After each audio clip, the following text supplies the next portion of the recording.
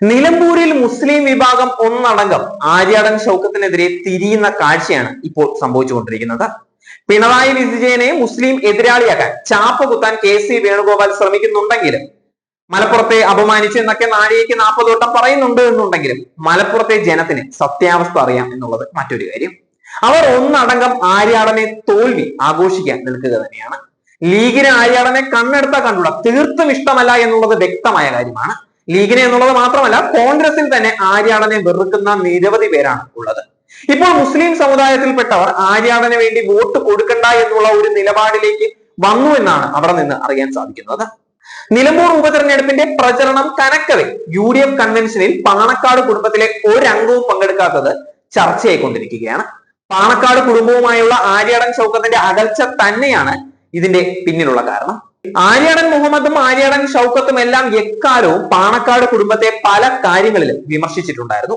പൊതുവെ മത നേതൃത്വം എന്ന നിലയിൽ പാണക്കാട് കുടുംബത്തെ മുസ്ലിം ജനവിഭാഗം കാണുമ്പോൾ അവരെ രാഷ്ട്രീയക്കാർ എന്ന നിലയിൽ മാത്രമാണ് ആര്യാടൻ മുഹമ്മദ് വിശേഷിപ്പിച്ചത്. ഇത് മുസ്ലിം ലീഗ് നേതൃത്വവുമായുള്ള ഏറ്റുമുട്ടലിന് ഇടയാക്കിയിട്ടുണ്ടായിരുന്നു. ആര്യാടൻ ഷൗക്കത്ത് പാണക്കാട് കുടുംബത്തെ റെയ്ഡ് ചെയ്യണമെന്ന് പറഞ്ഞതായി സോഷ്യൽ മീഡിയയിൽ പ്രചരണവും നടക്കുകയാണ്. ഈ രീതിയിൽ ഷൗക്കത്തിന്റെ നിലപാടുകളോ പ്രസ്താവനകളോ പാണക്കാട് കുടുംബവുമായുള്ള ബന്ധത്തിൽ വിള്ളൽ ഉണ്ടാക്കിയിരിക്കുക തന്നെയാണ്. ആര്യാടൻ ഷൗക്കത്ത് നിർമ്മിച്ച ചില സിനിമകൾ മുസ്ലിം സമൂഹത്തെ വിമർശിക്കുന്നതായും പാണക്കാട് തങ്ങൾമാരെ അപമാനിക്കുന്നതായി PV അൻവർ ആരോപിച്ചിട്ടിരിക്കുകയാണ്.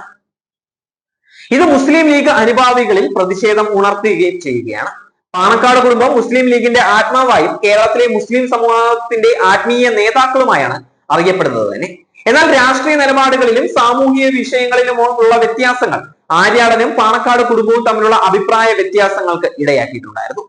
ആര്യാടൻ മുഹമ്മദ് മതേതര രാഷ്ട്രീയത്തിന് പ്രാധാന്യം നൽകിയിരുന്നപ്പോൾ പാണക്കാട് കുടുംബം മുസ്ലിം ലീഗിന്റെ മതപരമായ രാഷ്ട്രീയ നിലപാടുകളാണ് പിന്തുടർന്നിട്ടുണ്ടായിരുന്നത്. ഇതൊക്കെയും പാണക്കാട് കുടുംബവുമായുള്ള അകൽച്ചയ്ക്ക് കാരണം തന്നെയാണ്. ഇക്കുറി സ്ഥാനാർത്ഥി പ്രഖ്യാപനം വന്നതിന് പിന്നാലെ ഷൗക്കത്ത് പാണക്കാടെത്തി അനുഗ്രഹം വാങ്ങിച്ചിട്ടുണ്ടായിരുന്നു. ലീഗിന്റെ പിന്തുണയില്ലാതെ നിലമ്പൂരിൽ ജയിക്കുക എളുപ്പമല്ല എന്നതിൽ തന്നെയാണ് ഇത്തരം ഒരു നീക്കം നടത്താനുള്ള കാരണവും. ഇതിനുശേഷവും കൺവെൻഷനിൽ പങ്കെടുക്കാതെ പാണക്കാട് കുടുംബം മാറി നിന്നതിന് അടുത്ത ദിവസം തന്നെ വിശദീകരണം നൽകിയേക്കും എന്നാണ് പറയപ്പെടുന്നത്.